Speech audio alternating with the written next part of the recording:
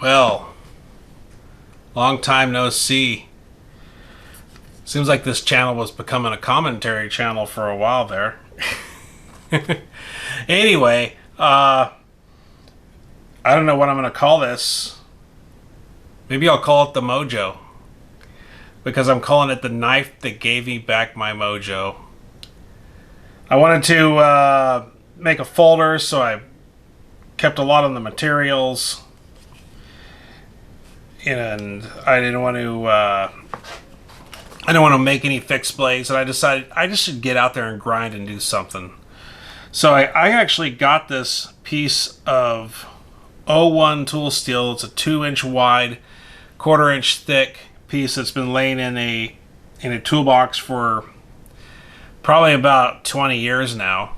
And I pulled it out, free-handed it, and I'm going to show everybody how I did it. Just like to say, this video is for entertainment purposes only. I don't recommend anybody does this at home. This is just me making a knife. So that's all I got to say about it. Here it is.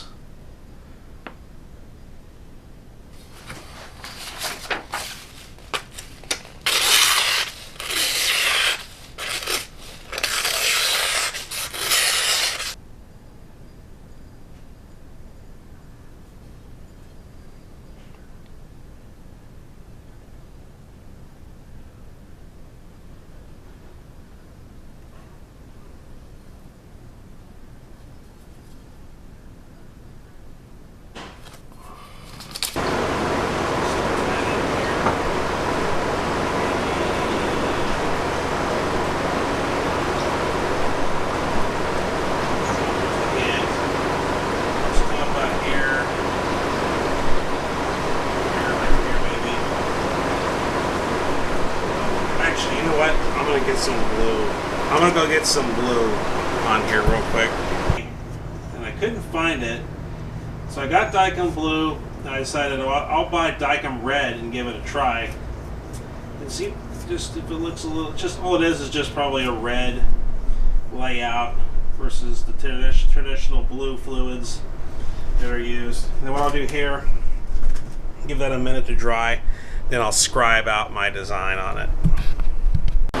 So this is what I did. I just basically put the red dye on, drilled some holes. Basically, that's my way I reduce some mass. I don't have to grind as much. I don't have a bandsaw to grind this. Old Bob Loveless videos, I was surprised because I thought he would run a bandsaw, but when I read the book, he just grinds away everything. I use a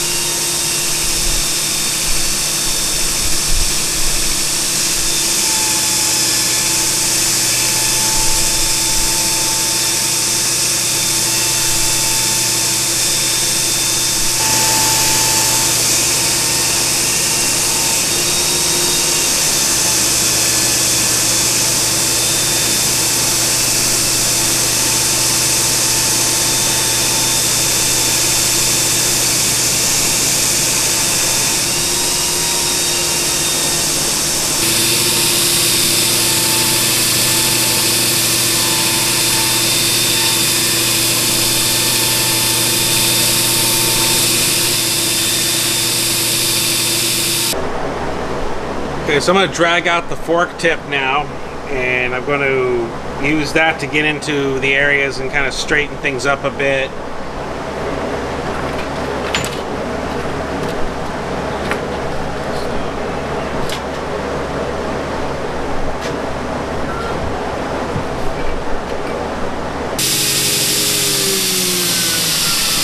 So I don't know if it's too much to notice, but sometimes when I'm running, there's a curvature to that wheel, and so this will have like a slight cant to it. So I'll just kind of, to the best of my ability, stick it down in here and kind of straighten it out the best I can.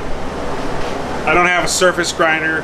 I might actually go ahead and run it down here real quick, and or put the belt back on and see if I can you know, clean it up a bit, and then put more Dicom on it and begin my actual scribe the lines. I don't know if I have to scribing the lines just to aid. It's not really a need. I could see how it's like that right there.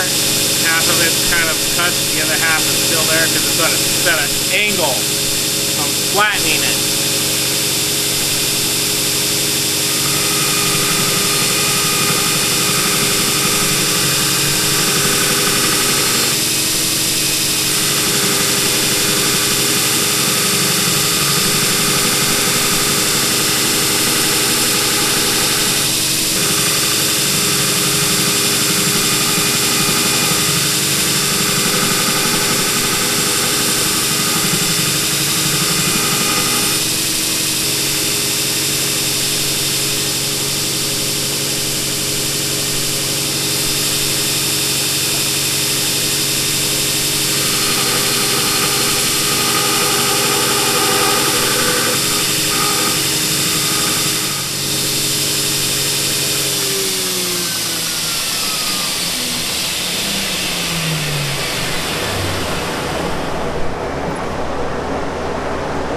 So I might put my 8-inch back on, hit the belly a little more straight ahead, because straight ahead I won't have the cant with the work rest.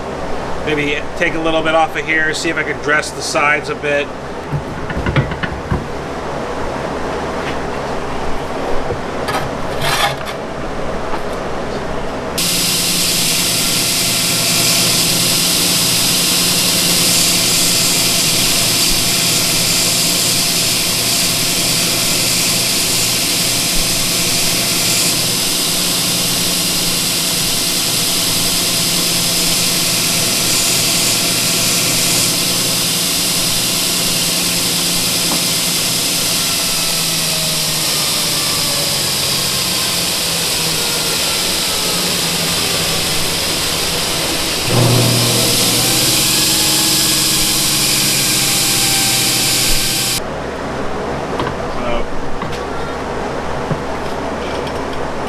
Go ahead and it's X88. I don't know what grit that is, but it's finer than what I had. That was an 80 grit that I was running. Actually cleared all that with an 80. Usually I use a 36. It was yellow, and I thought it was a 36. I grabbed the wrong belt. But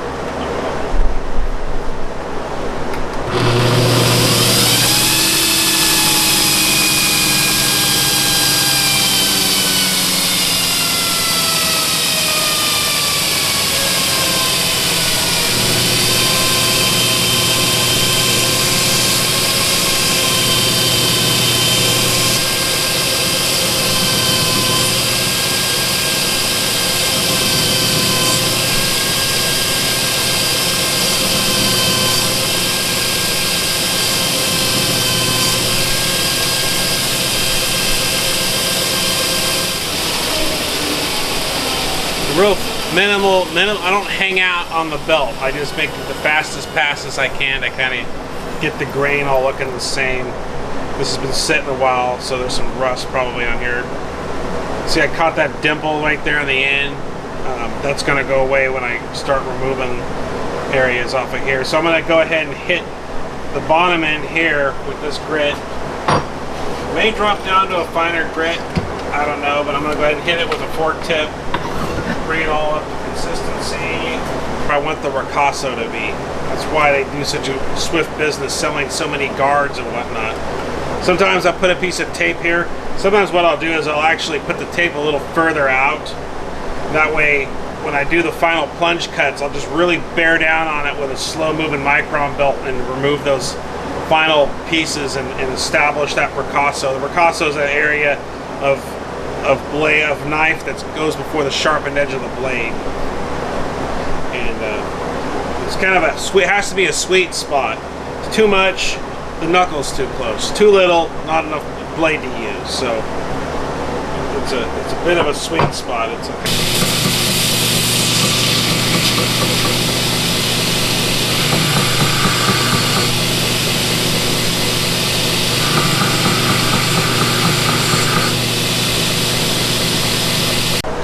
So I got it dyed. I put some scribe lines in the center. I probably really don't need those. I have a real long ricasso. I'll probably bite some of that back a little bit.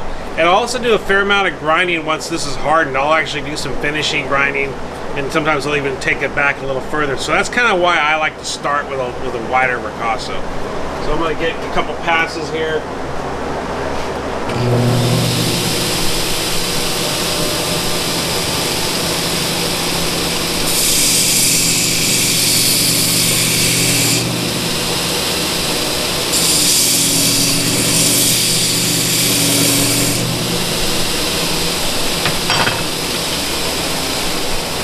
I think I'm going to switch to that big belt, the big wheel right now.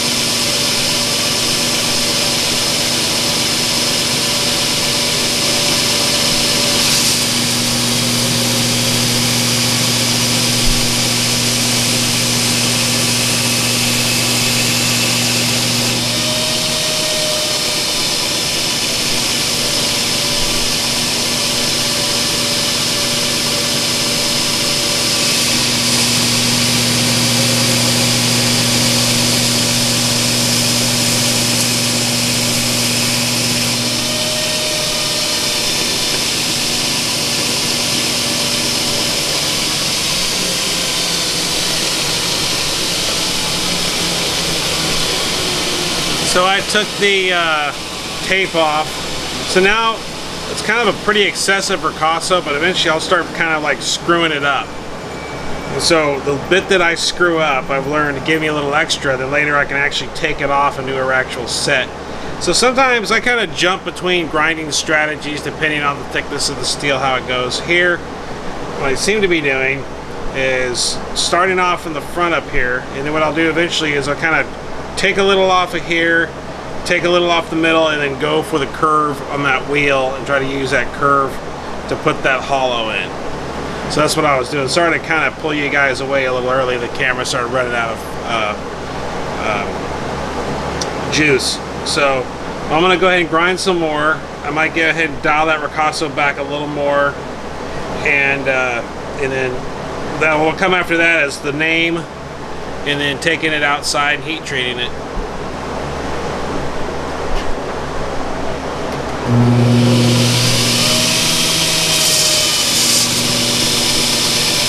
See, a slip, scoop that up. I'll have to pay for that. I'll have to do something about that. I'll have to pay for that. Refinish it or something.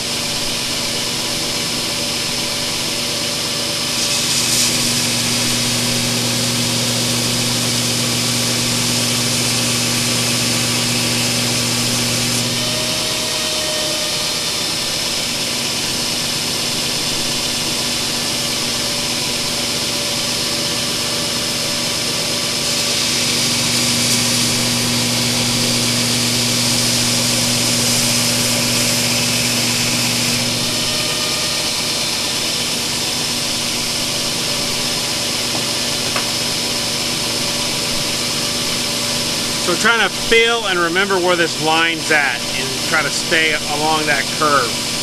Trying to establish that. So the challenge comes later when I'll jump between the two sides and start trying to get everything symmetrical. That's why I like with their fingernails, because they're trying to see where their symmetry's at, make sure both sides are equal. The whole point is symmetry. When a person picks a knife up, it shouldn't look candid. They gotta pick it up like this and it should look perfect. It should look symmetrical. As far as I know, most knives I've sold, I've had a couple dips here and there. But every one of my knives, so far to my knowledge, except for maybe one, I've sold as a second, and for the most part, it's always been very symmetrical, both sides.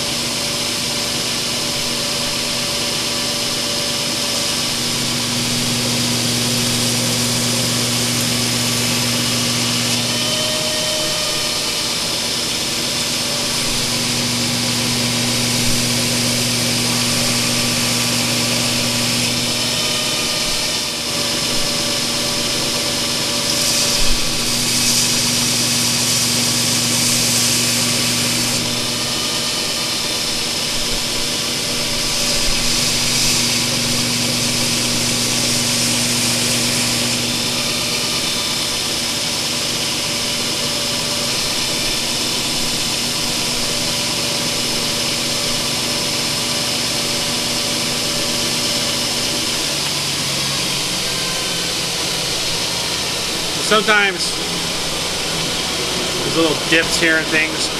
Sometimes people say there's a strong side and a weak side. One technique one person said they would do is grind on their weak side, flip it over to their strong side, so then the strong side they had more control and looked more like the other side. But definitely, pass coming off of here is definitely my weak side.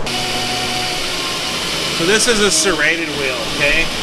These serrations are supposed to draw air up into the wheel, and they say that it makes it more aggressive. I have a finishing wheel down there that's solid, and I really hate running the finishing wheel for anything.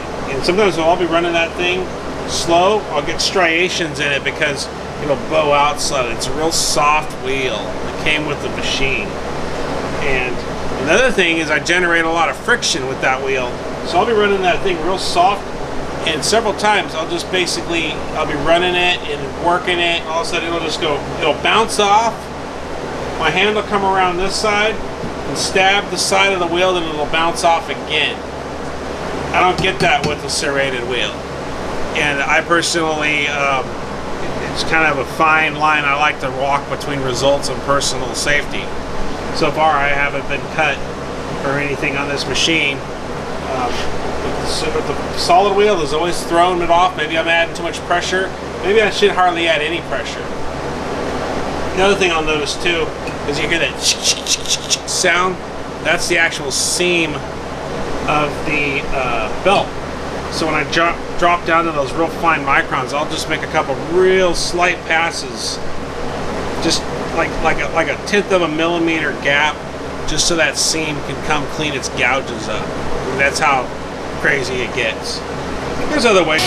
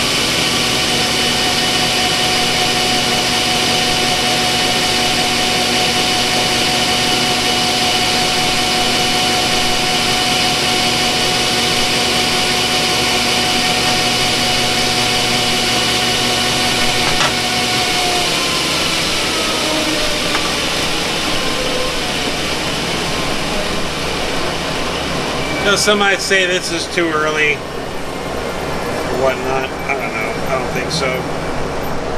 This is a good place. Maybe I'll grind in that choil, see how it looks, and maybe I'll go back, close it up a little bit more. But switch to the floor tip real quick and go from there.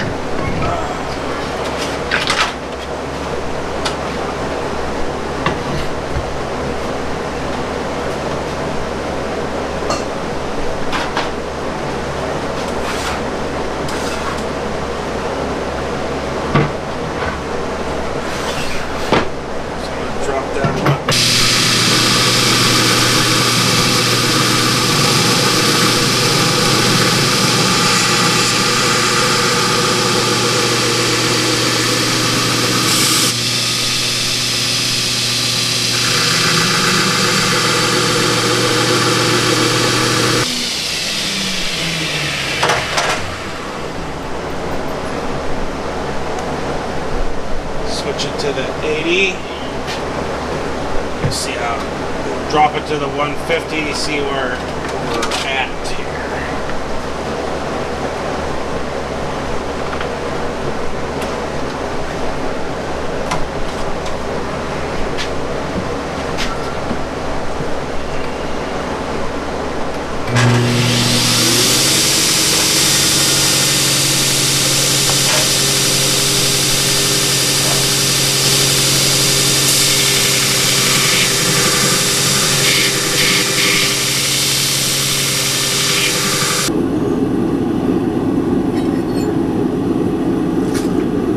So,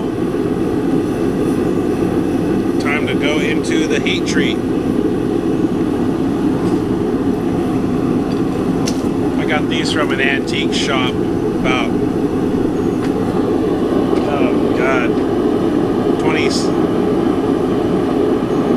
26 years ago. All right, so here it goes.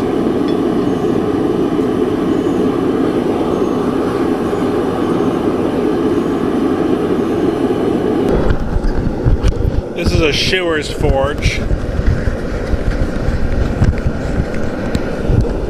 I guess recently you've been informed that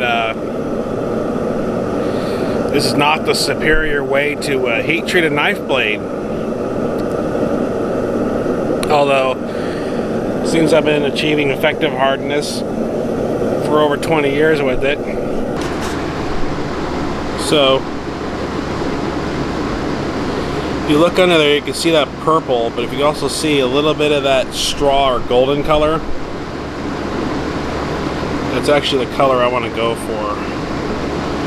And typically instructions traditionally said about an hour at this temperature, but I often pull it a little earlier.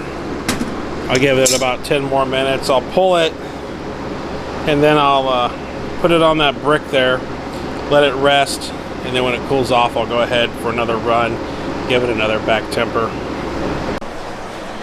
So this is it.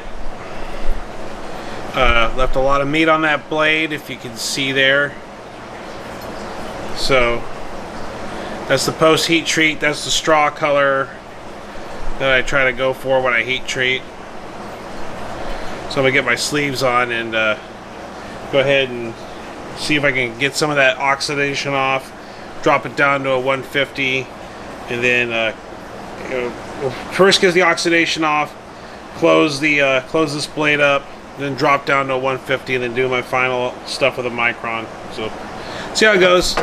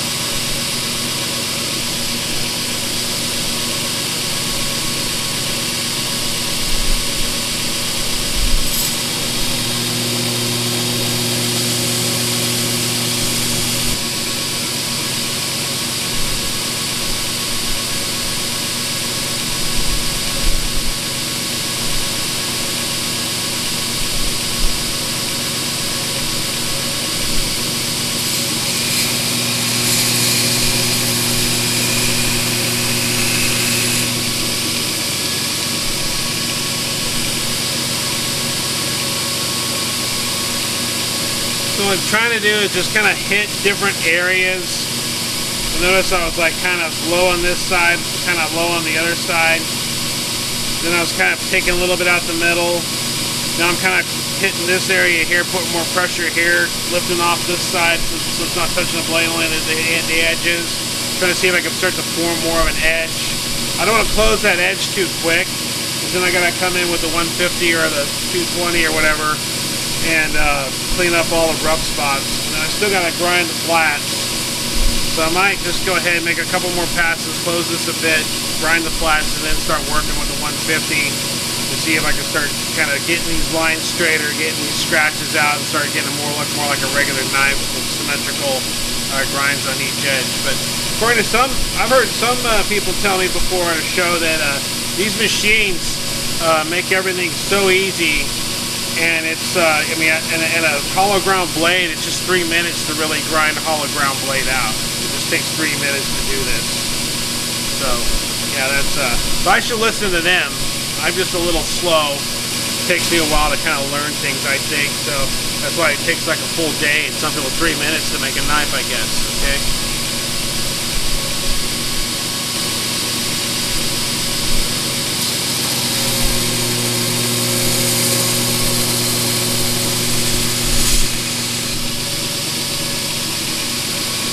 And now I kind of start playing the symmetry game where it'll start looking crooked from the straight ahead, from looking straight ahead at it. It'll start looking crooked here and there.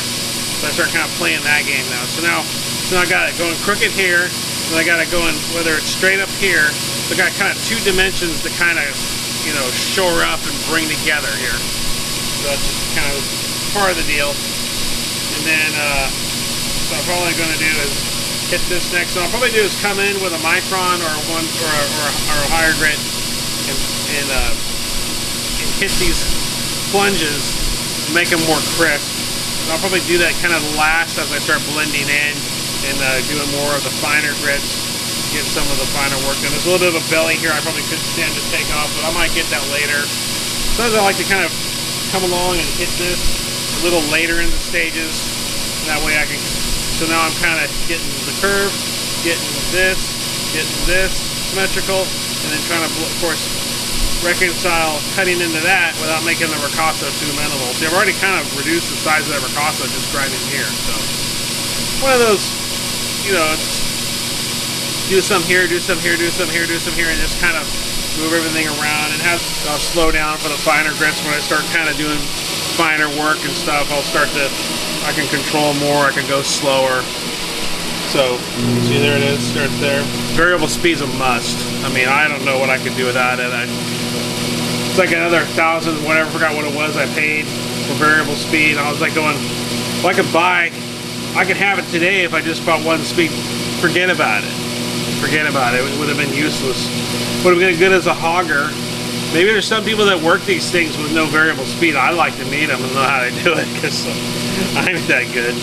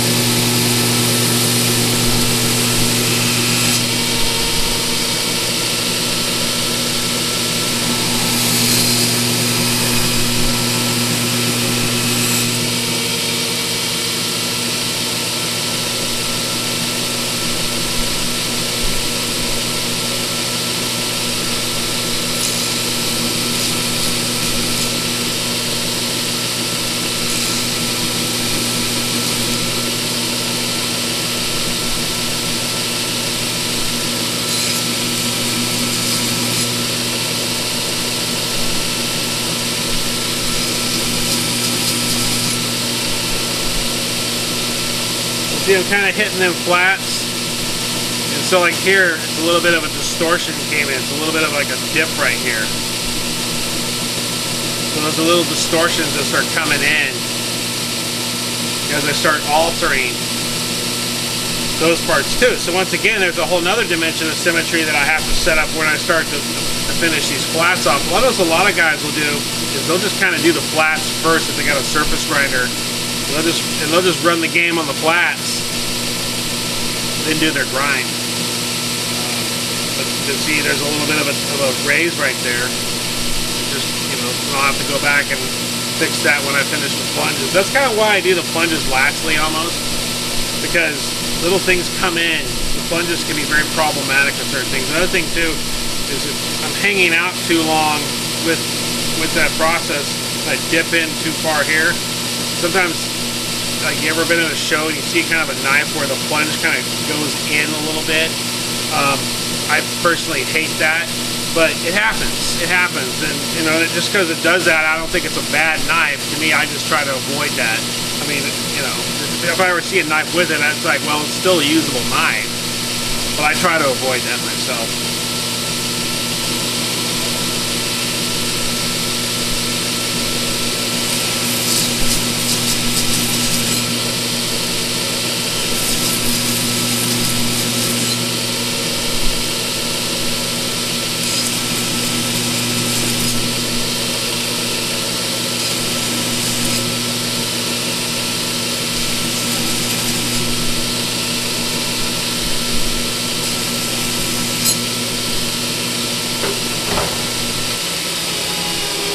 I'm going to drop down to the 150 and start working on that. And then I'll go ahead and take the oxide off the back of the spine with the 150 here. Shouldn't be an issue. I probably could have done it with that, but probably should have taken the oxide off of the 150 instead of this. But it'll be alright. It'll come together with the 150. A couple passes with the 150 and that graininess should be gone. Alright, so I mean, in theory, a person could actually grind a blade with almost just 2 grits if they really had to, you know, an 80 and maybe something a little finer and with some hand finishing if they wanted to, maybe not even hand finishing. It's still usable knife. These little, just plain Jane aluminum oxide's been going for quite a long time. Last time I bought grits, bought some grit back in 4 or 5 years ago. The last time I did a real heavy grit buying, like every week buying different belts, 2x72 belts, probably like 2010, 2006 or 7-ish, you know, about there, 2013-ish, you know, over 10 or 11 years ago at least, since I did a lot of heavy grit buying. And I recently went back to it, and there's a lot of other makers on the thing too. Another thing I gotta be careful too is not to wash out my own name on here. But you drop it down to 30, 40, 35, between 30 and 40 on the dial, on the new NEMA 12 controller, NEMA 4X.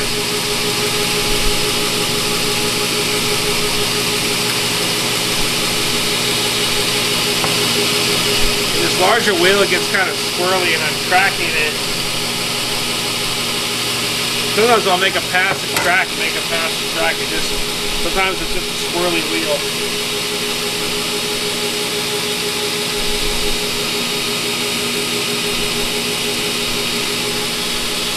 A little more refined.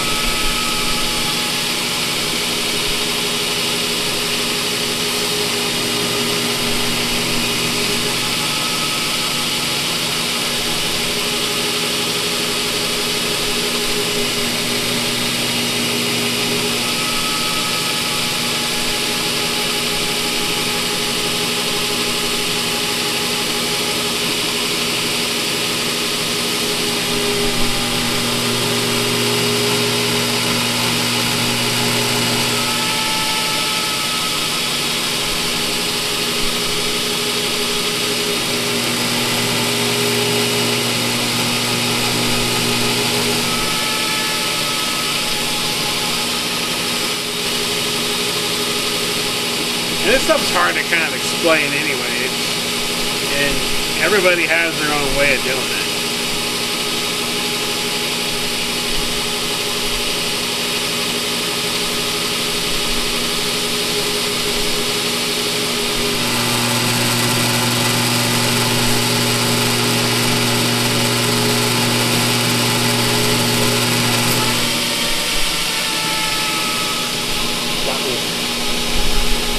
Try to push in real hard on that middle area. See if I can get that area to close up a little more. So I'm starting to kind of get more of a hollow here. So I think what I could do is I could push in there, kind of keep on the bite right up in there, and get it more uniform. Yeah, that bird got me pretty good.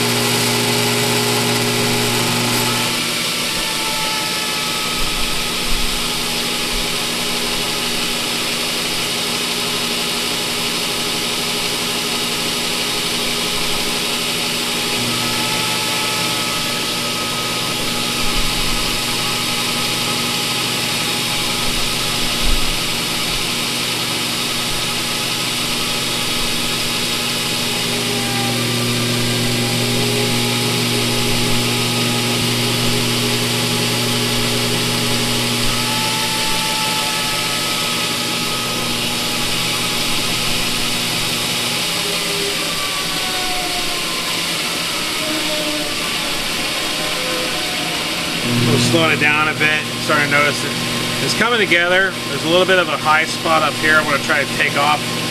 So we'll see if I can get this thing to go down now. I'm kind of coming up, holding it there. Not quite what I wanted, but it's just, I just rounded that extra area off. So I'm basically trying to mimic this side the best I can. See if I can put two ends of it up here. And then I'll probably, next phase, I'll finish the plunges off with the microns. Let's see if I can get rid of this up here.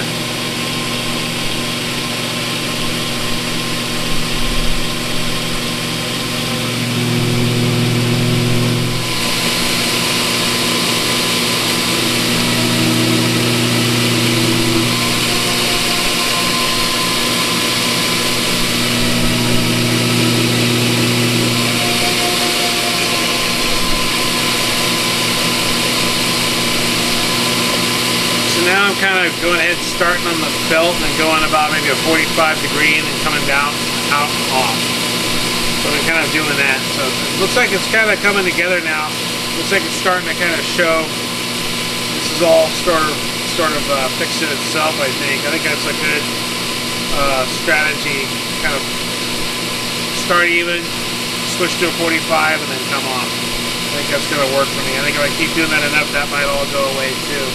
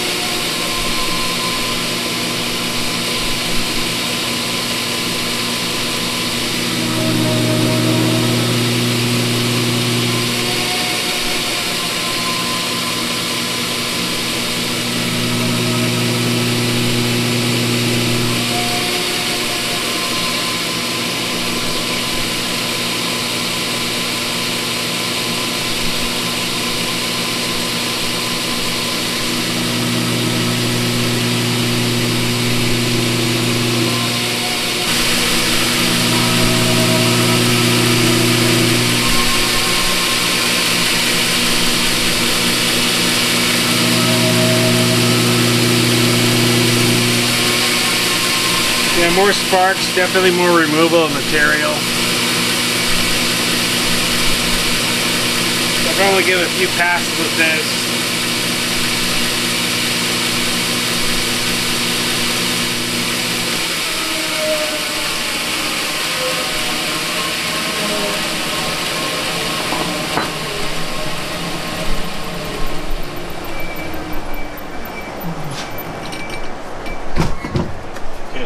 micron now. See what the micron does. This is more. We'll see what happens.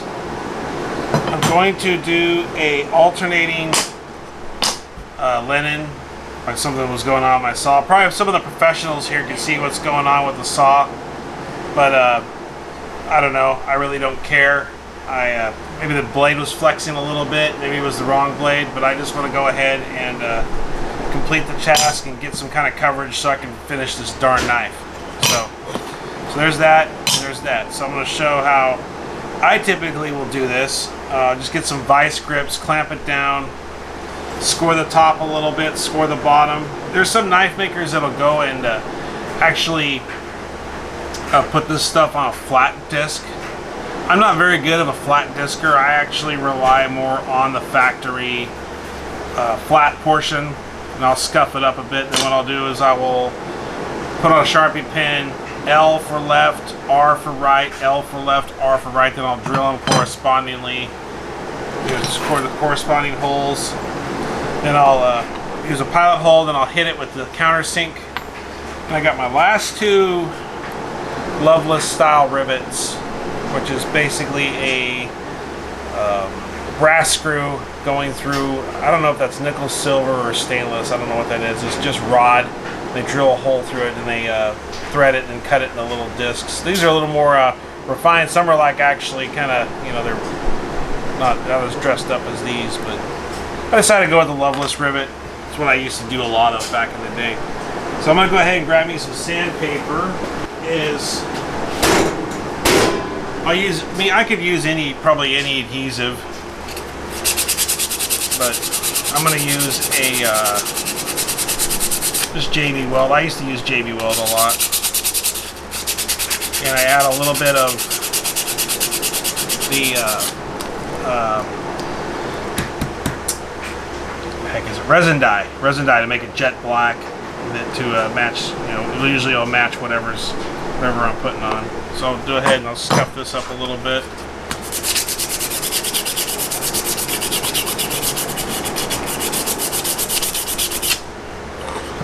Scuff this up a little bit. So I'll start with left side left. So the blade pointing away from me, I'll put L for left and R for right. And a few times I've goofed this up too. So this will be L, side L. And then this can be, wait a minute, side L.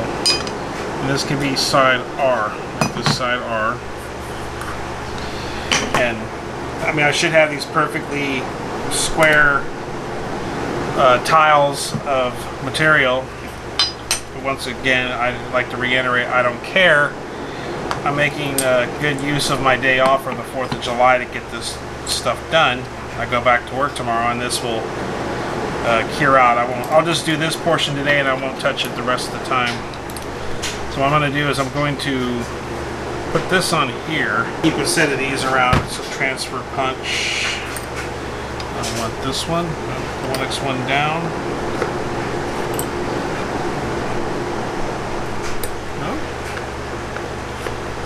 Next one down. Okay. So I get me a little, just kind of, just tamp that, put a little divot in there.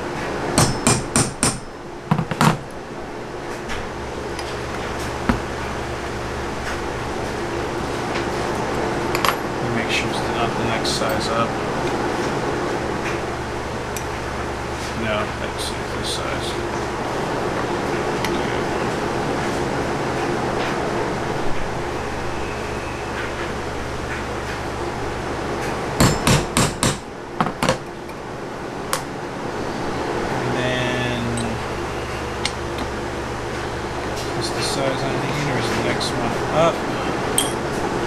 So I just buy these over at Harbor Freight, and they're pieces of steel. Using a shift here, and go there. Looks good. Okay. All right. So they're just pieces of steel, and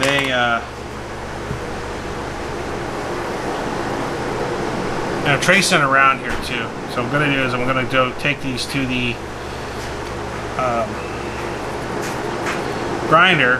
I'm going to grind them off, and then I'll come to this side when I get them down to a certain area, and I'll write on the outside the curvature that I want, and then I'll actually bolt them both together, and then I can do that curvature. I do that curvature before I put the adhesive down to glue them on.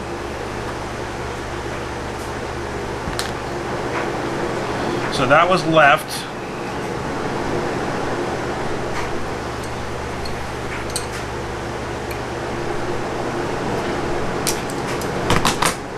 Need to lubricate these things up here. So I'm going to go ahead and I'm going to make that more pronounced here.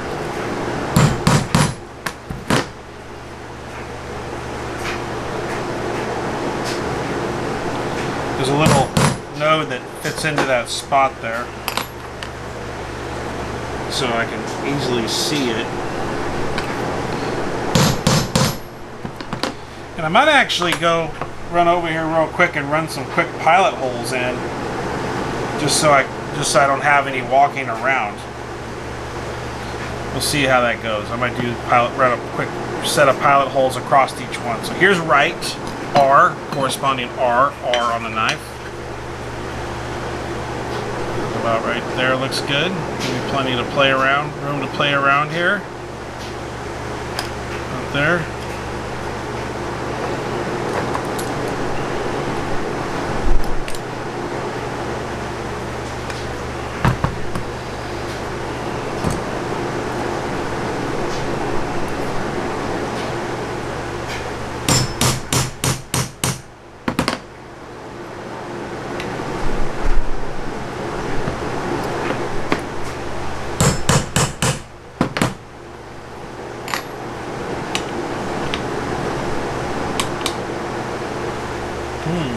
It's interesting. Didn't manage to go the other side. Well, I'll have to be a little leery about maybe that coned out the edge of that, because it seems like it's taken another drip punch into this hole. Oh well. I'll run the pilot holes maybe off of the left and then transfer it over. Okay, so there's that.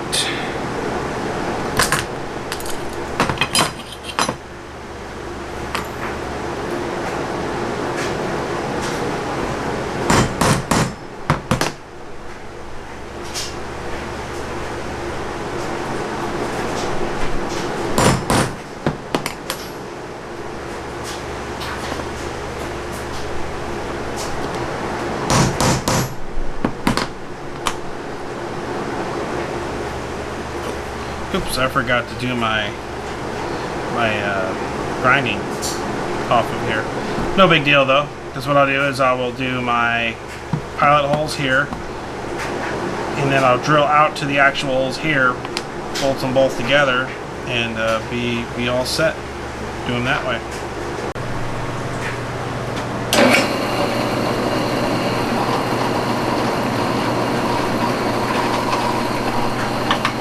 Spotting that, and just basically making a little hole, not a hole, but a little divot there.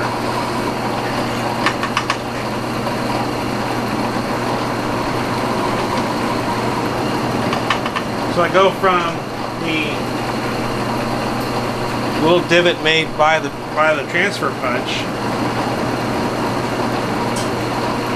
the little divot made by the pilot hole bit, whatever size that is,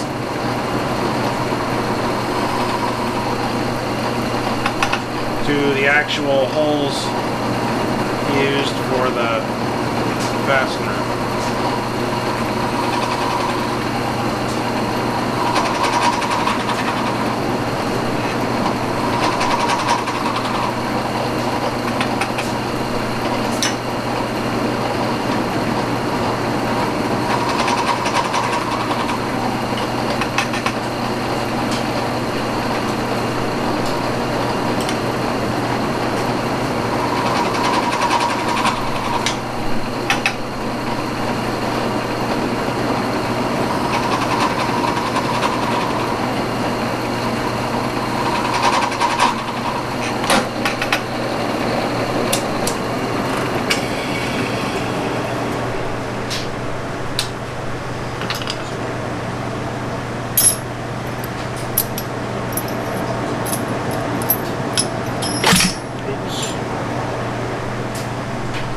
that will work.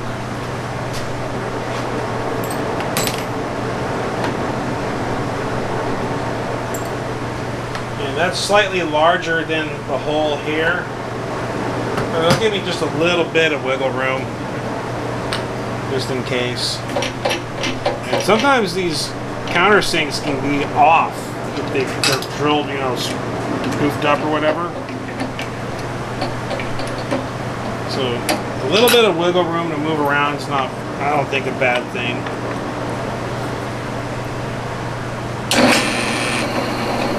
Pooching out of there, you know, if it grabs or pushes anything out, those rivets will be ground down and curved, so it'll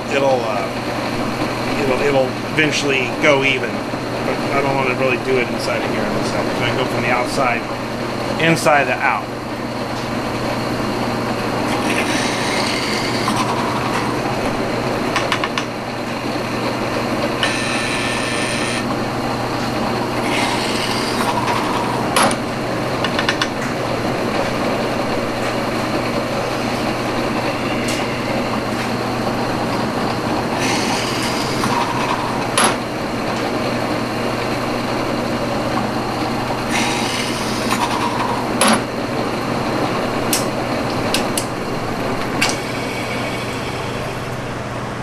So the lanyard hole.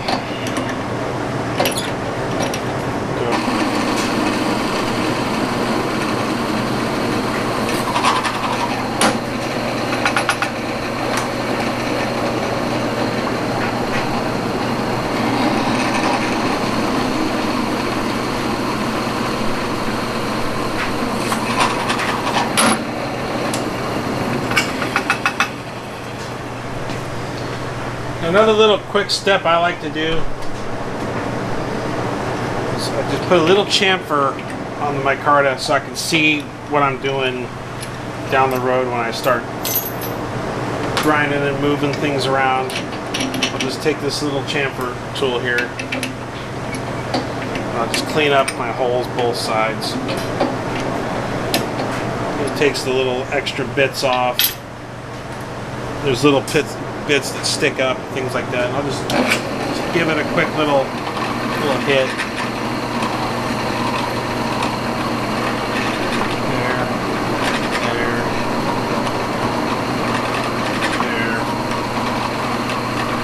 There. A lot of liner lock makers chamfer a lot of their holes because it's easier to see things. Because it helps the fasteners go in a lot easier.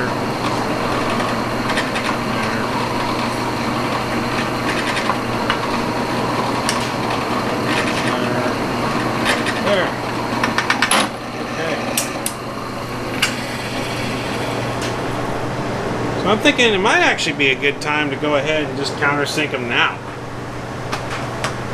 So I might just do that now. And I've gone ahead and actually shot clear through these things out to the other side. Just made a giant hole before, so it's easy to do. I don't know if there's any real rhyme or reason to how much meat to leave on that handle.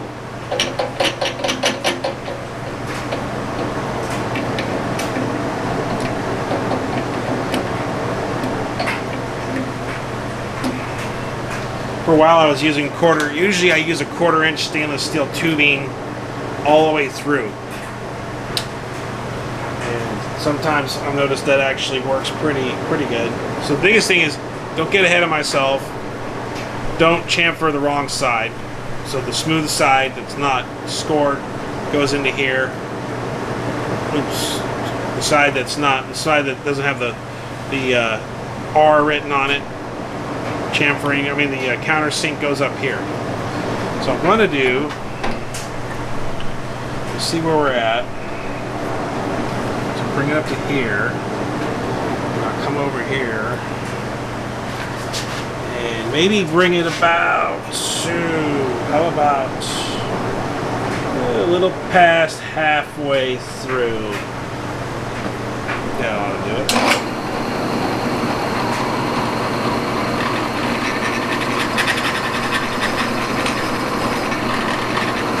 I still like to lift up and visually see where I'm at. And I don't know if you can see this or not. Let's see if I can get in close.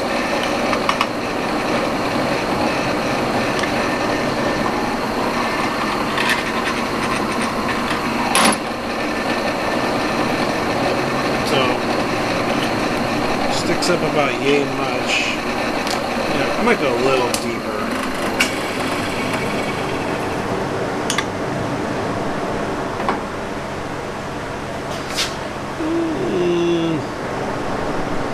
Supposed to be going deeper than that.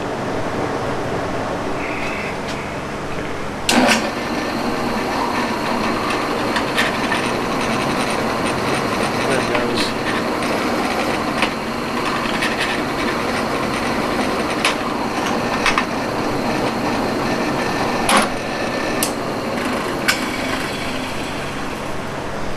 And I didn't fully trust that, because sometimes these bits and things, they could slip.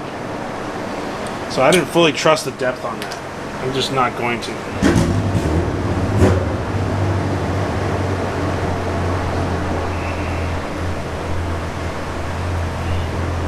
So I'll check each time I come through.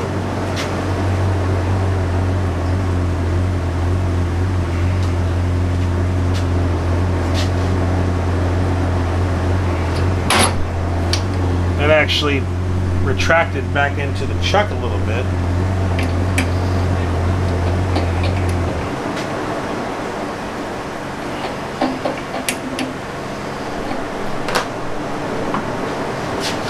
gonna take this, back this off a bit.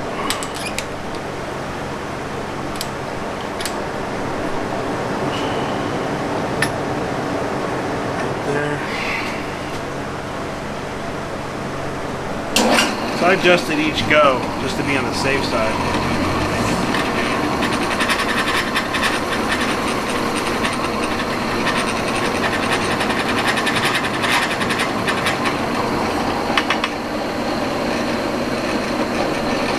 Just a little more.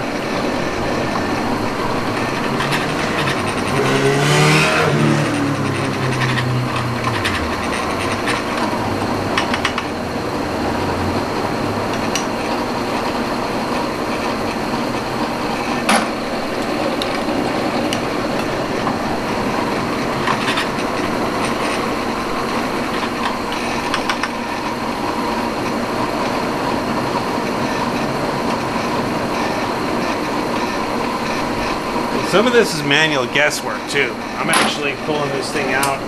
I'm pulling this thing out and checking it between each run, just to make sure.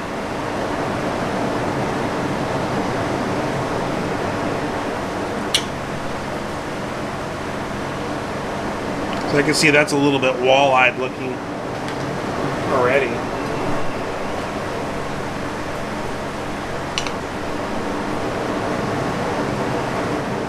Ew, but I was a machinist for 25 years. I started machining when I was 8, and I remember doing it, you know. I don't do that here. I just don't have the capacity for that. So I'm sorry. It looks like it's fitting. So it looks like as long as it pinches both those sides on, we're good. But wait a minute. It's the wrong side. See, it's easy to get goofed up here. Right. What did I do?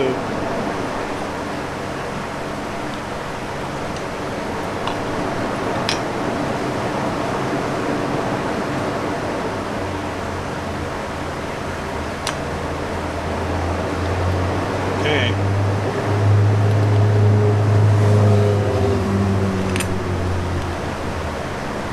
Left. Okay, good. Couple dress rehearsals now and then never hurts me either.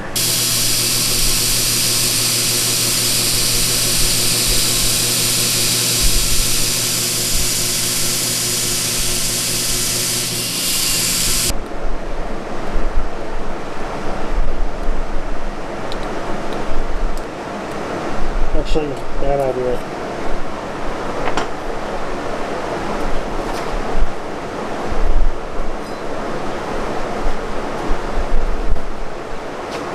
should do it off the knife itself. So this is right.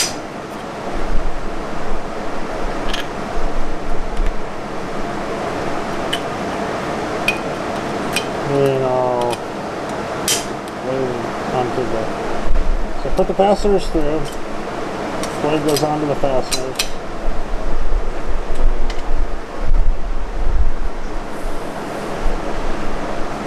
I decided to give it a black line and a scribe line. And both are good visual aids to have. Can't hurt. Scribe line.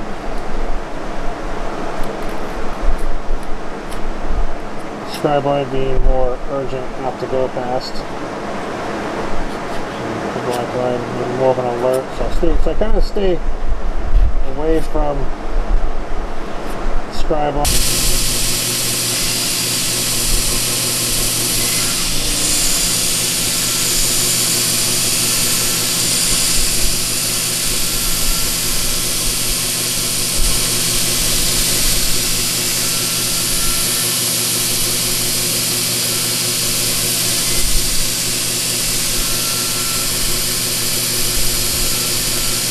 Do knives that are kind of further in, more out of mistake than anything else. They're alright, they look kind of goofy though. So I want to go about right here. Maybe right where my thumb's at.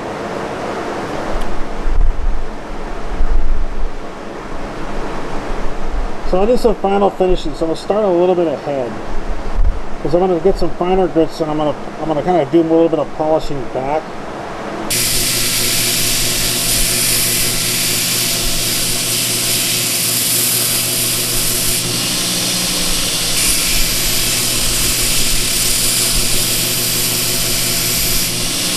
Kind of grinding that face on so I can keep it even. So I have more control of what I'm taking off. So if I do this way, then I gotta bring the other side up. Or if I do it this way, it just kind of stays a little more even.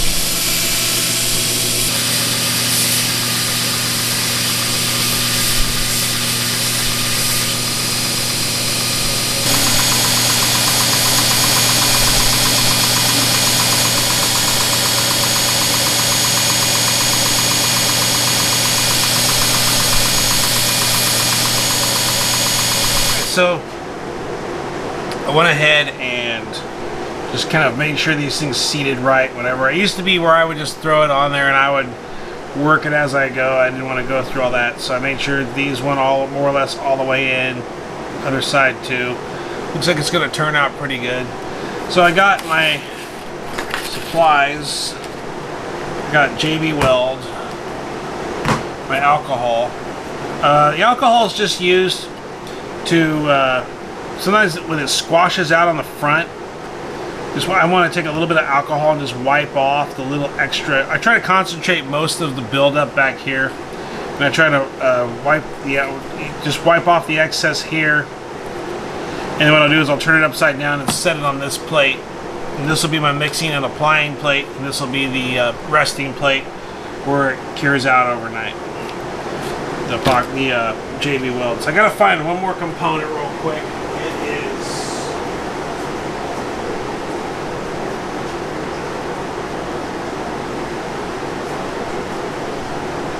black resin dye.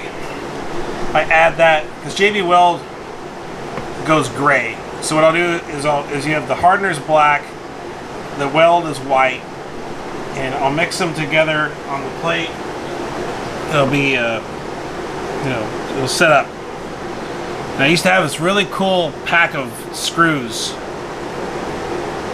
and I think my dad hid them from me. I don't know. So now I have these. I need to go get a pack of screws. I use I use not wood screws, but nails. I used to have a little pack of nails, and I would mix the JB Weld up. So now I got these little deck screws I use for mixing them. I used to have just a bag of nails. It wasn't hurt nothing. It was perfect to have around. A bag of nails. I bought them from Orchard Supply Hardware about 10 years ago. And I used to use those for little mixing sticks. And I know my dad hit them. I know he hit them. I know he hit them.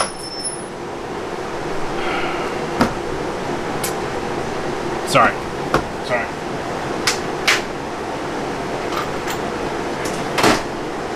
got another nail. I'm fine. I'm fine. I'm fine. Okay. So anyway, what I'm gonna do is I'm gonna back these off, mix up the JB weld, put the JB weld onto the tang, maybe mix it between the two, between the tang and the scales. Once I add the die in, and then put it on, apply it, and then I'll just go ahead and get to where I'm at. Another one under here. Okay.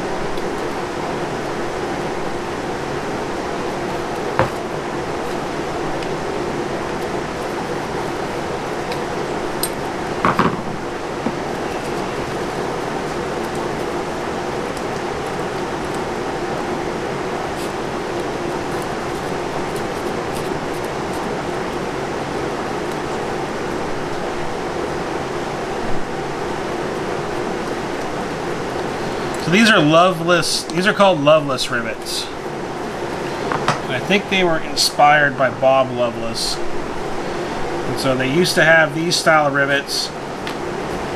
They also had another style that were like a cutler rivet that would go one inside the other and had the little gold colored dot on the outside.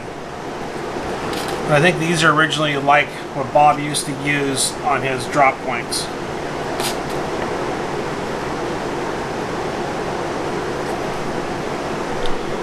So the stuff, the more I mix it, the more it sets up.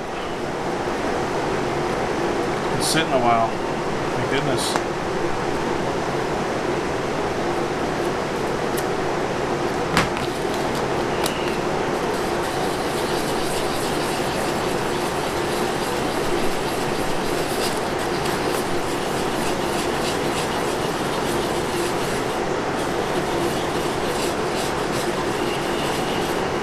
I'm going to add a little more. I'm going to add a little bit more here.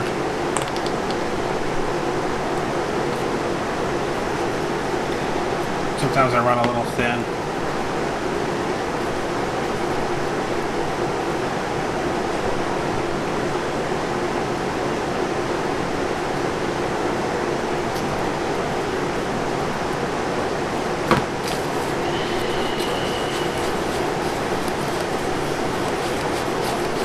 Here's the mixing palette. It'll also be where we apply and assemble it.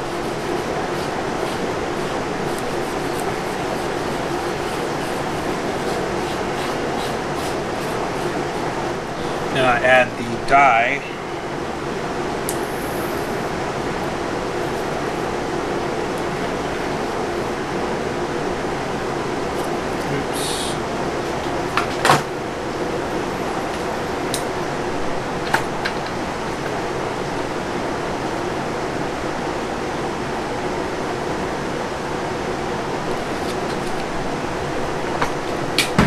Hole in that.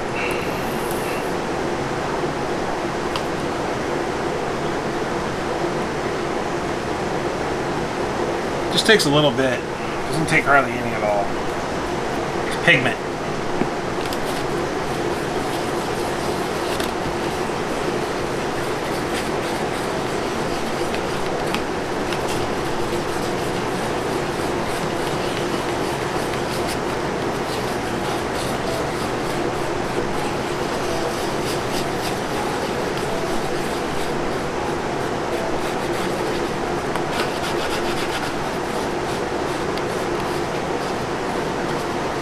Okay, so start with the first one. I'm going to start with this side.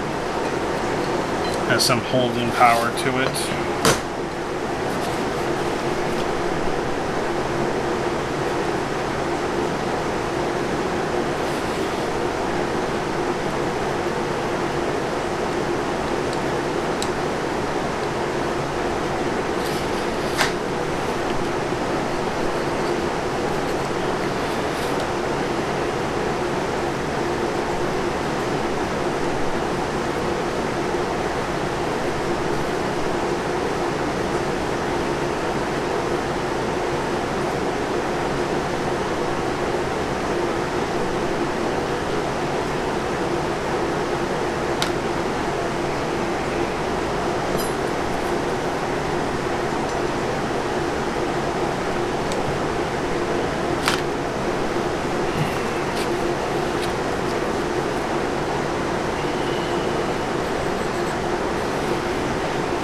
So I try to keep my hands, of course, near the grip area.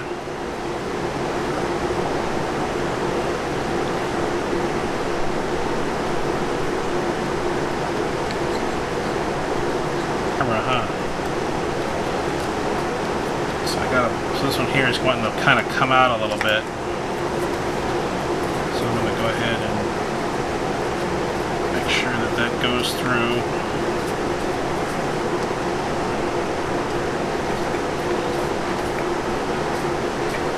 See, I already see it coming off of here, so I'm going to have to, basically all this other stuff I won't worry about. This will all come off on the grind. It's up here by the ricasso where that curve is at. That's where I really want to clean it up. I really could care less about everything else. It's all going to get addressed on the final grind. It's this area up front that I'm going to be the most leery about. So I'm going to go ahead and just kind of like this. Just give a couple little bit of rolls there. Okay, and this will come off this way.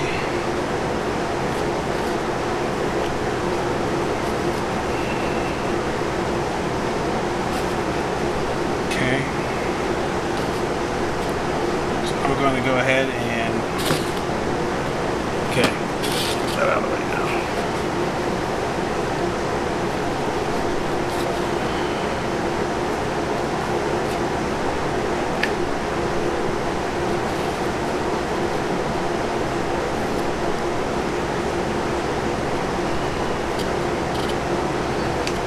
Spot of alcohol. This is where that alcohol comes in.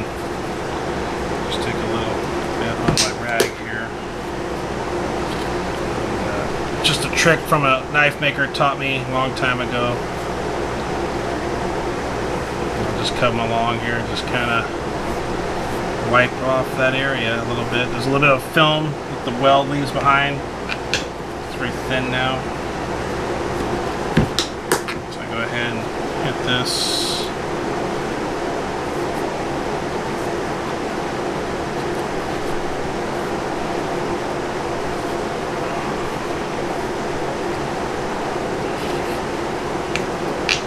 A little splotch here.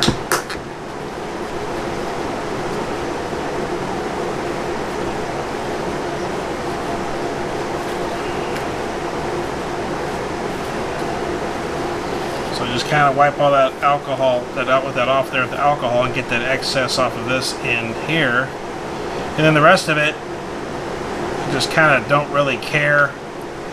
I'll just set, now this is where I take the second plate and I just set it on the second plate and just wait for that all to drip out and kind of take care of itself, and I'll come out tomorrow and fix that all up. I'm using the fasteners to tighten it. If I was using my my stainless tubing, I would have used a clamp, but I went ahead and I didn't really put these too tight compared to the other times I've tightened them. To the modern broadcasting abilities of the internet, you know, I was learning from Bob, another one from Bob Loveless, not to over tighten on the grips. I always thought the tighter the better. That set up overnight. Oops. I did a little bit of work on this off camera. I made a couple passes, see if I could close this end off. I did actually discolor the tip slightly when I got close to that, so I stabbed it into some wood. I saw no bending or anything like that, so I don't think I overheated it. Also made just a couple of real light passes on the end with a buffer, just to kind of bring this, at least get this into more of a more consistent shine. I was getting this dip down here when I was trying to close this off here. It's real. This is the most critical part, because the ends are getting thinner, the edge is getting thinner. I got a chance of overheating it. I wasn't dunking it. I didn't fill up any water or nothing like that, but I just got a little bit of brown purple on the end right there. I just got it a little too hot, and I went ahead and stabbed it into some wood. It looked like it, no deformation or anything happened. It looks like it's doing pretty good. And this is just, you know, just for me, anyway. So it's kind of funny, those screws on the other side kind of give it its own little show stand. But yeah, I try not to work with buffers. Buffers, I think, can be a very dangerous tool if I'm not careful with them. Ours was like a very old buffer. I mean, the thing was like built probably in the 1930s. But I'll be honest, no customer or market is worth getting hurt over or cut over or injured over. Nobody out there is worth it, especially for what I would expect to get paid for something like this. I'm just not going to risk physical injury in this endeavor. It won't happen. It won't happen. I make more money at a regular job than I expect to do with this any day. So I'm just not going to put myself out there. But the JB weld seems to be fully cured. And I've gotten actually pretty good at not accidentally dipping down on the steel. I've actually gotten pretty good at that. But I still like to do it just in case. Contaminants and stuff get on the steel. And I'm not. And the other thing about 01, I really don't worry about finishing 01. If I give this knife to somebody who doesn't understand anything about knives, and how many times have I just like sold a knife to somebody who doesn't really, because most people were raised around stainless steel knives. You know, very few people had high carbon steels. Some of your companies that did high carbon steels would do a chromium coat over them. So a lot of people who had high carbon steels don't really know a lot of the nuances, and they don't know how fast they rust. And while it does hold a great edge, with that great edge comes a certain amount of expectation of maintenance. So when I sheath this thing up, I'll put like a thin coat of some kind of oil or inhibitor or something on it to make sure that when I pull that knife out, it doesn't rust. I've had knives that I've put mineral oil on, pulled them out, and they're just fine. Just as shiny as the day I made them. Then I had another knife that I didn't do that to, and I stored it in a leather sheath. I pulled it out, rust all over the place. And I'm not. And I had people that sent me knives and say, "Hey, can you refit?"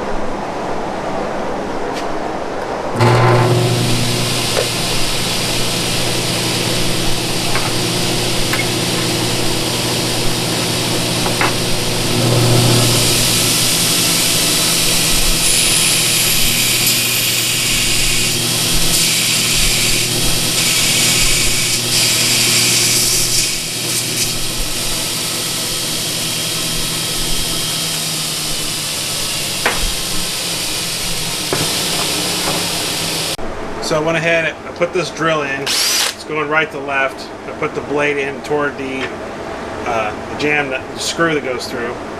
So I'm just going to really lightly kind of fill through that. If it binds or anything, I'm going to back off. But I'm going to basically just clear out that JB weld that's in that hole.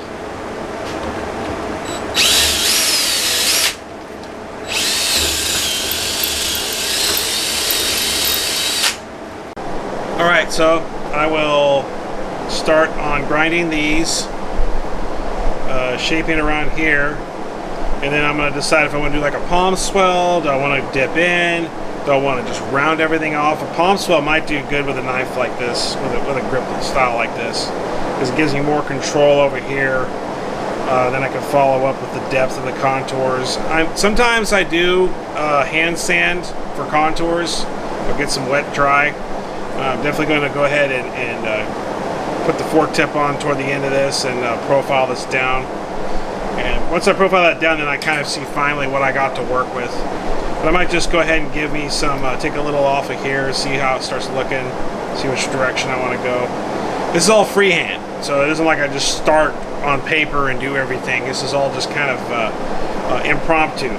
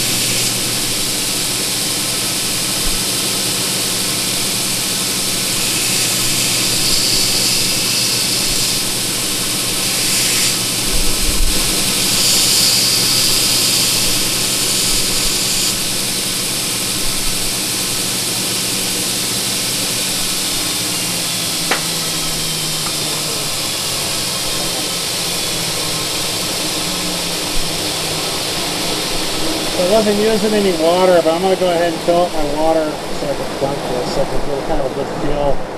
It is hard to touch this once I've started on the rivets, and I don't heats up a little bit. So far, that's what it looks like. It'll have alternating colors.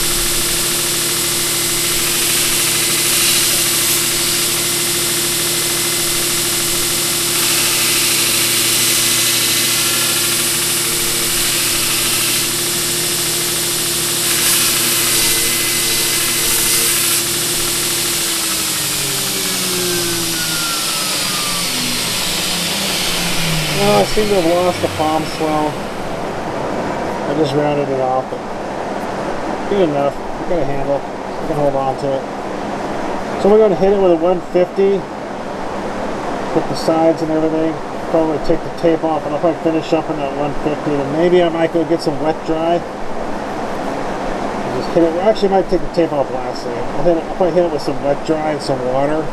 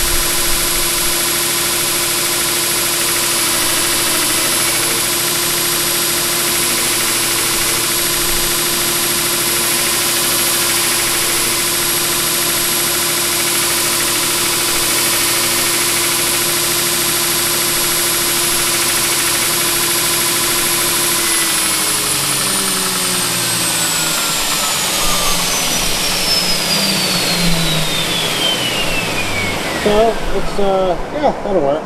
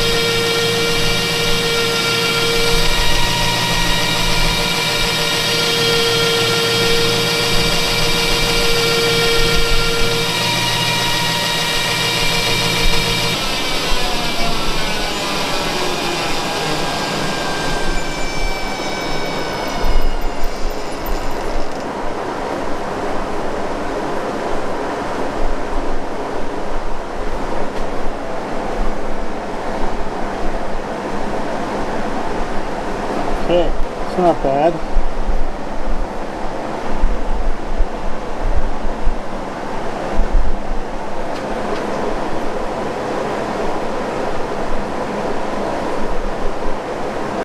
Alright, well, not bad. I got out before the heat came out. So I'm going to do is probably going to just set it aside for now. Do my quick cleanup of the shop here on it. And then I will, I thought I was going to put this in my vest. I might just go ahead and carry this periodically. Just carry it as a fixed plate. It would be kind of fun. But sorry about it, but it is what it is. Hey, it's a piece of scrap. It was doing nothing. It was doing nothing for the last like 10 years. It was just sitting there. I was using it to test sparks. It was an irregular piece off of a larger knife that I made. So I decided, hey, give it a life. So that's what I'm doing. And actually, the more I handle this, the oils on my hand kind of seem to take the roughness off. See how it's already changed just from me handling that texture. So I located a piece of Kydex. The other Kydex head is pretty grody. Found this piece. It was up high, so the critters didn't get to it. So perfect. So what I'm gonna do, I was kind of on the fence of what I should do. Fold over Kydex, I think is what I'm going to do here. I got a couple pieces of leather around, but I'd rather just do Kydex. I have a loop, belt loop that opens up, a couple dividers here, help keep a dress belt in. If I want to use a dress belt, I can take those out if I want to use a wider belt.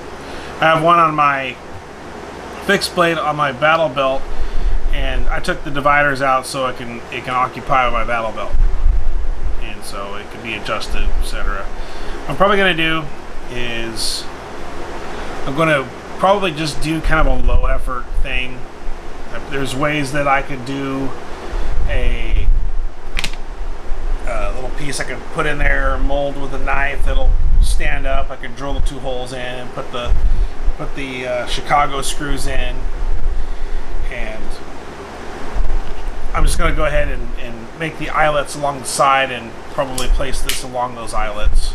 Just kind of a basic sheath that can be carried.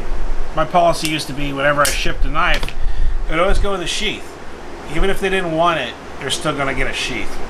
So eyelets will go in along the side of the sheath and hold that in.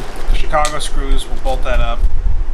And in recent years, I've kind of gotten into, even if I'm not making, recent years I've began to kind of stockpile.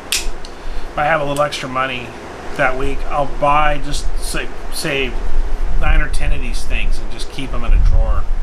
I'll buy a few of these, or I'll buy a few of these, and I've gotten to where I don't want to be dependent on some outfit to whether they have it or not. I'd rather just have a whole bunch of the stuff. And Amazon's really made life pretty easy, I think, for knife makers, because there's a lot of little knickknacks and doodads out there, like these Chicago screws that come with this thing, and it's pretty easy to obtain a lot of my objectives now with Amazon, because I can order a lot of things that sometimes were hard to find in the past. So I'm going to take this little extra bit off here to pull the toaster oven out, put that on the table. And then I got to explain this deal here. This is a rivet press. So when I fold that over, what I'll do is I'll put a couple holes in, and then I'll bring it over here to the rivet press, and I'll put, it's basically just a Harbor Freight arbor press.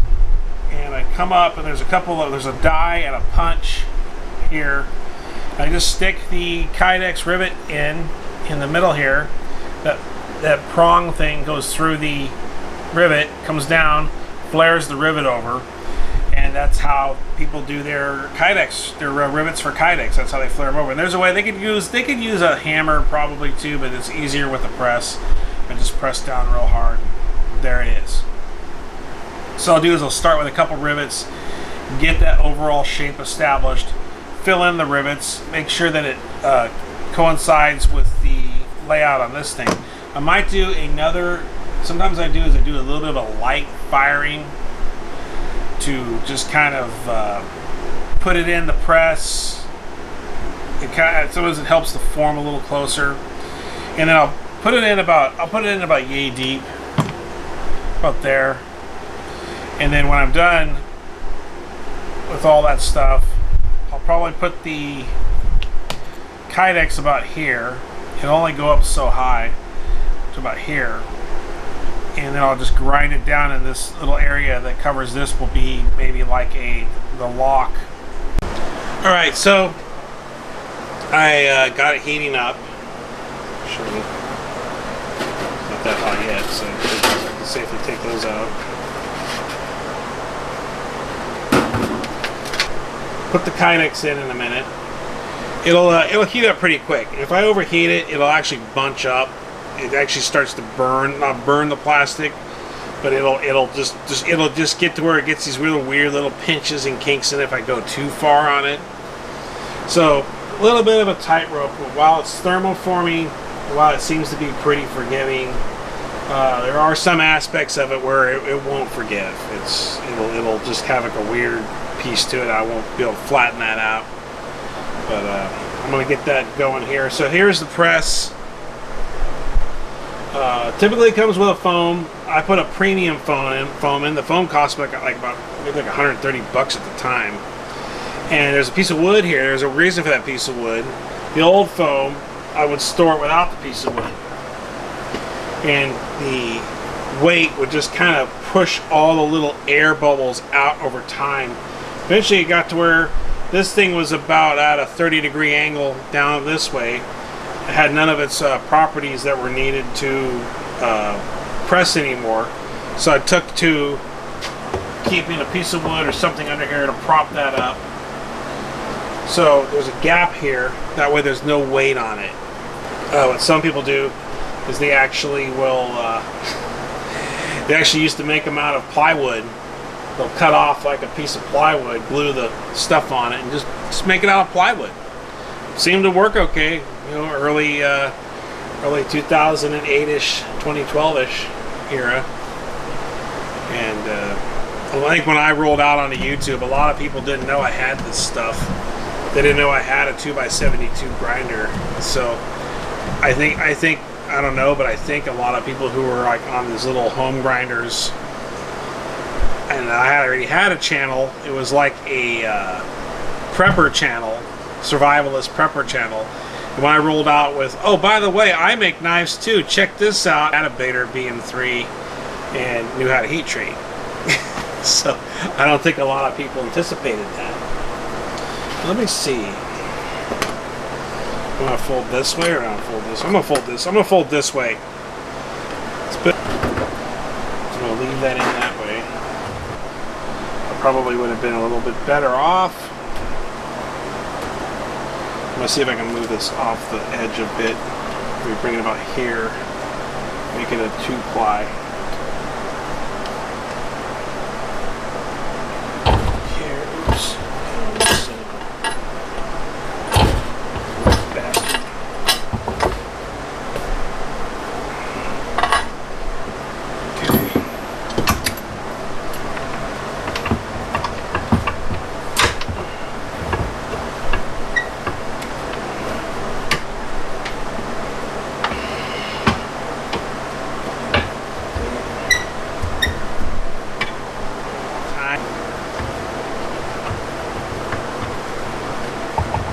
I forgot to do the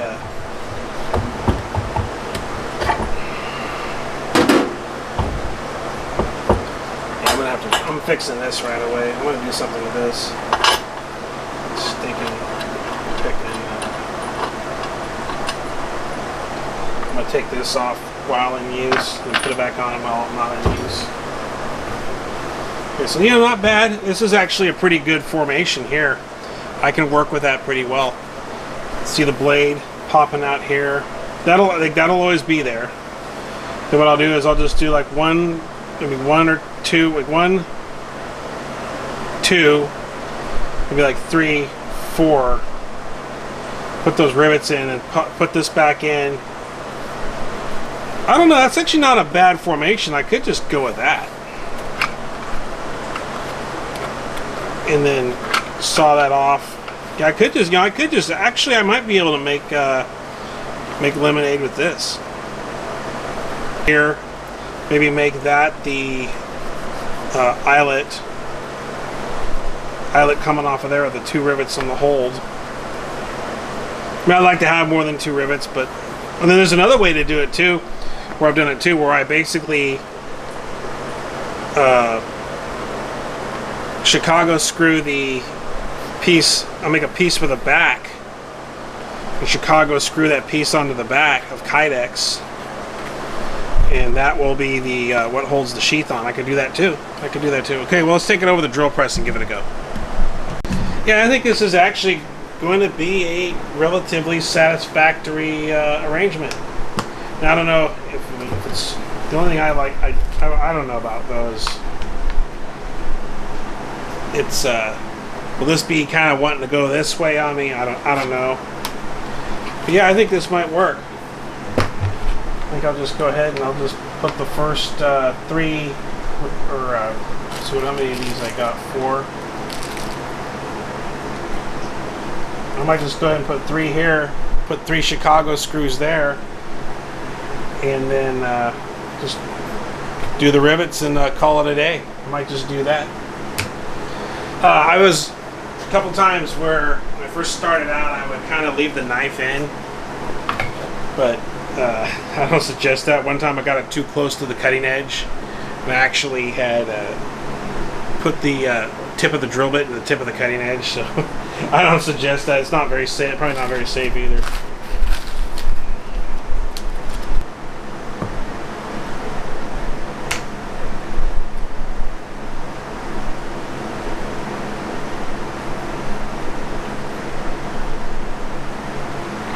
So I think I'll do is I'll drill that first one out, stake it, or Chicago screw it onto here, establish the other 2, the second one, Chicago screw that on here, and then the third one I'll just stake that. So each time I'll just add a couple screws, add more stability, I get a more accurate hole, and I think that should. Trying to see, make sure it comes out. It should come out about.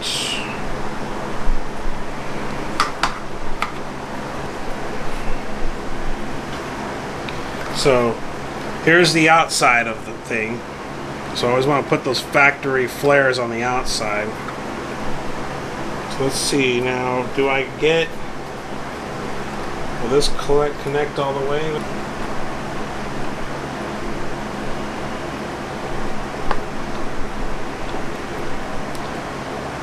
Start this up, at least get this rivet in.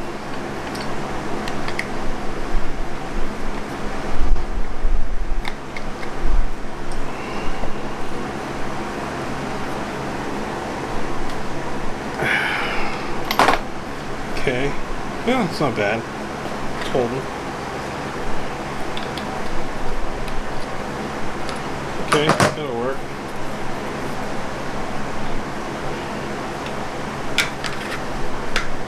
Yeah, seems like it's holding.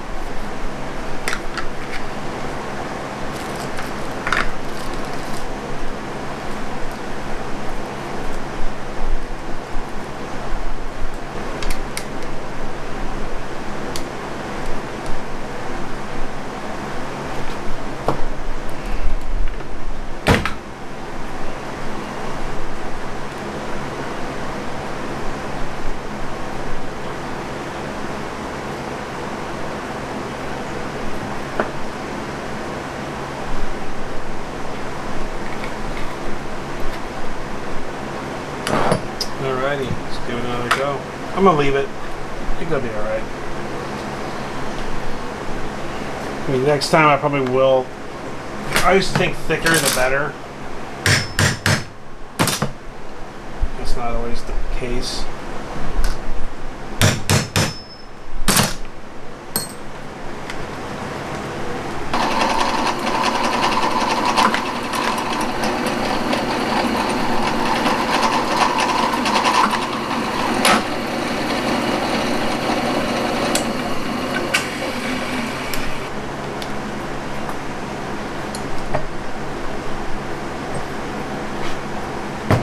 Okay.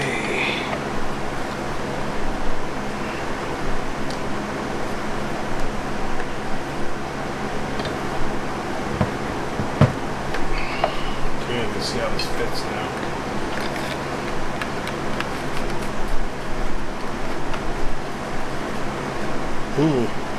See, I could have cut myself out of business up here. See, now it's probably pressing down on here. So probably need to fire this one more time. I probably could actually, now that I have this sort of established, next firing I can put this up next to here. You know, could just put this on a piece of G10 right here and just flatten it. So this is flat and this is thermoformed, and then do my eyelets. I'm gonna try that. Alright, so it's been just about 2 or 3 minutes. It hasn't been very long, but let's see what it looks like. Let's see what direction it's headed.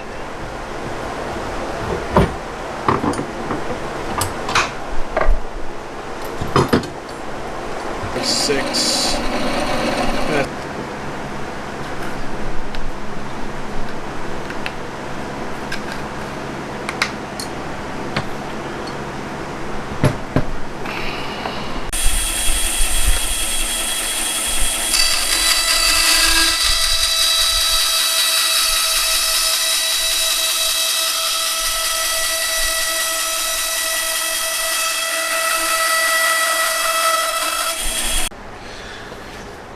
So, I decided, this is the next day by the way, this hole coming in here and hitting this, I don't really like that. I think what I did wrong here was I put this in flat, what I need to do is set it down here, let this form around the piece, because the, alright, we're back. Let's see how it looks.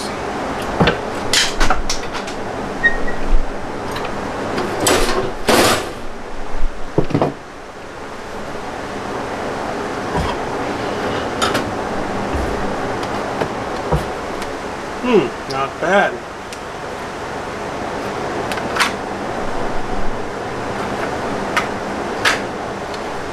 Not bad at all.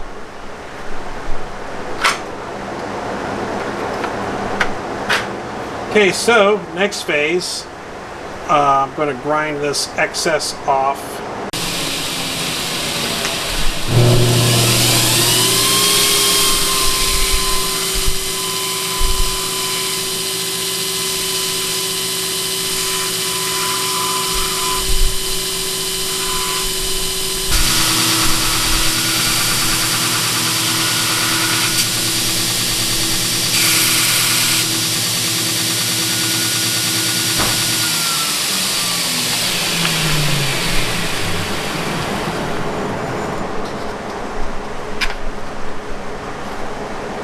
I think I'm gonna live with that. I'm gonna put the loop on now.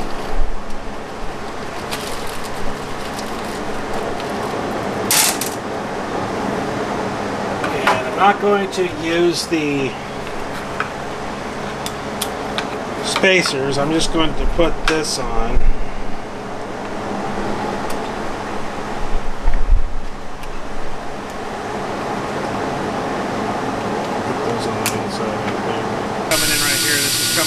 Sharp up here. There's just a couple light passes on this end more so.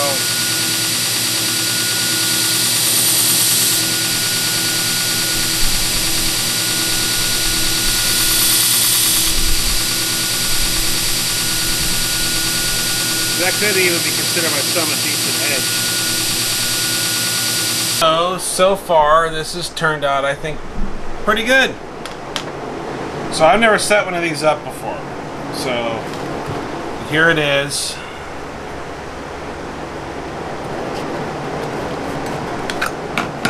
I think it's gonna work pretty good. Got some type of edge on here.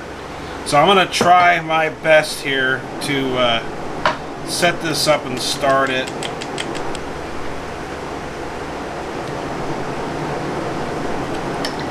This will go here, I think.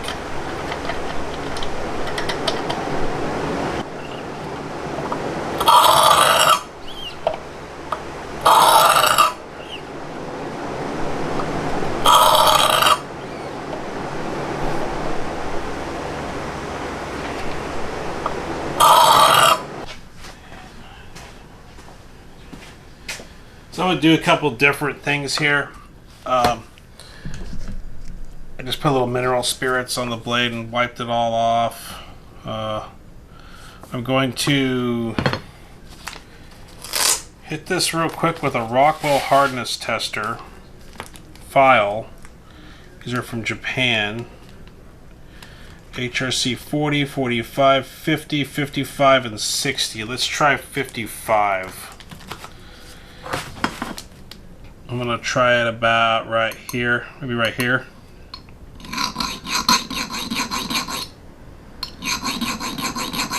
Nothing. I don't know if that's an appropriate place to try Rockwell hardness testing. I never Rockwell hardness tested anything. So here's HRC 60.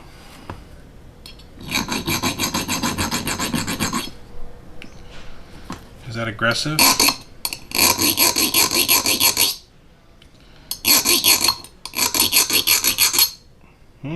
Nothing.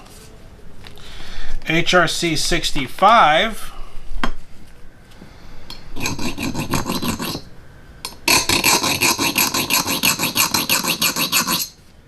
Okay, it takes a little bit out. Yeah, it takes a little bit out at 65. Okay, let me try on one other thing.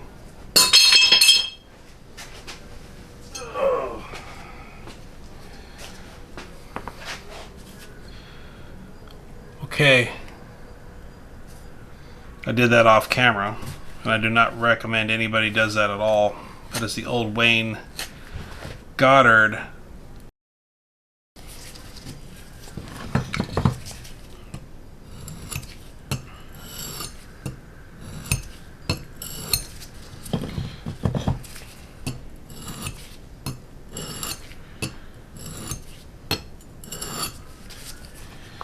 So the old Wayne Goddard drop test was from the wonder of knife making. Okay, now it goes through. Now it's drawn all the way through going to the end, because it's getting a little bit of a dink when I get to the end. And now it's cutting all the way through. So the old wonder of knife making had a drop test, and so no, I mean very little damage to the tip. Just a small little hook right there on the end, kind of formed. I had one where I did it and it just basically hit the ground, and which is good because I have that means it's a harder Rockwell above 65. And then I went ahead and still had the durability from the drop test. So yeah, I'm willing to go with that. I'll just clean that up a bit. I was probably supposed to oil these, but it looks like it's pretty seamless now. It's I got that thing. I got that years ago. I probably got that probably 24. Let's see. Yeah, let's see. 2004. Yeah, I probably got that 20 years ago. I probably got that 20 years ago. I bought that at no, I got that about no, I got that 24 or 25 years ago. I bought that from Gent Supply. That's one of the first tools that I bought from Gent Supply in Oklahoma. Yeah, so I got that all done through Gent Supply. I used to order supplies from Jant's from the actual mail order catalog end. I'd actually would get the catalog, and I would write in the numbers on the catalog and send that in to Gent Supply from the catalog, and I kind of got inspired by making knives. Sitting in back on a break at work one time, and I seen the different. I had a Benchmade Aries. I seen the different knives and different kilns and whatnot, and I think it was Knives Illustrated. So this is intestinal lubricant, tasteless, odorless, colorless. So I don't know if there's a date on this stuff. Oops, that's nasty. But it's people bought it at Walgreens, and I just use it basically because I know it's good to use on stuff like this. And I used to use this as a actual preservative on knives. I used to store knives like this, but I think this time around I'm going to put a little bit of the I like it now to kind of slick up the micarta a bit. It makes the micarta, gives a little bit of moisturization. Doesn't look so just. I used to actually polish micarta. I used to polish it, and I could, and a few times I would polish it, give it a light sanding,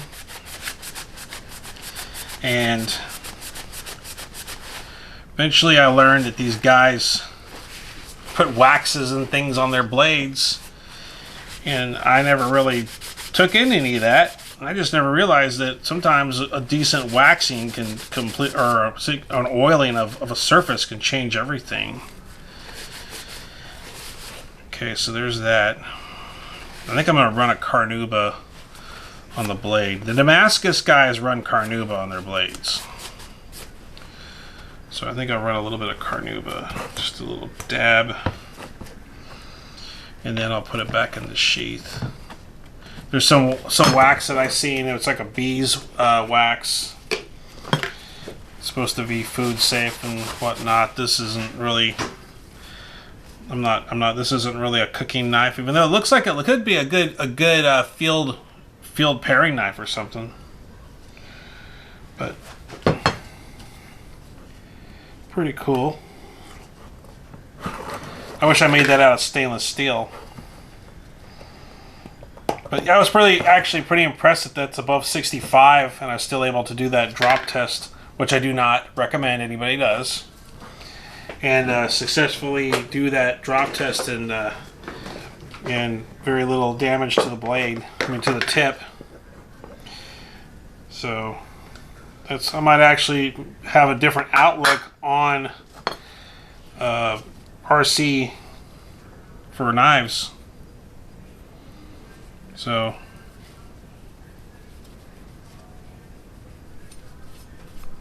I'm going to go ahead and carnauba this guy up. Put a little coat of carnauba on. I put a little coat on my my lathe calls for a coat of carnauba on the metal parts, but I went ahead and put some non-detergent lubricant on it. I'm thinking about going back to the carnauba. I got this carnauba for the lathe and everything. Got that all done, so I can do the lathe and the metal that needs to be guarded against. I'll be careful how I do this. I was hand sanding a knife. When I first started out, I was hand sanding a knife. I actually cut my finger open. Probably should have went for stitches, but I didn't. Okay. So that looks like it's going to work. So, okay. I'm going to put this stuff aside, and I'm going to call it a day. And I'll come out and do a quick paper cut thing, and I'll open my intro and all that stuff. But I think I'm actually very happy with the results on this particular creation. I think that worked very good. I think the sheath with the thing and how it came from basically just a piece of lone 2x1/4 inch scrap 01 tool steel. I'm glad with how it turned out with the Rockwell hardness, especially heat treating it. I didn't really understand it because I thought that heat treating in a kiln would be extremely incompetent and irresponsible, and maybe maybe humanity got by using bratwursts to fight their battles in the expansion of empires instead of iron and steel. Maybe we didn't have true steel until we heat treated in electronic guided heat training furnaces, and I was just like kind of going, wow, I was surprised that Rockwell hardness is that high, considering that I heat treated it in a propane gas forge without any pyrometer or anything on it. So, but yeah, that turned out pretty good, I might say. So it's pretty good. It's cutting good, cutting full. All right, guys. So everyone should know the drill by now. Don't worry about the haters. Just let the haters worry about you. See you all on the next one. Have a good one. Bye-bye.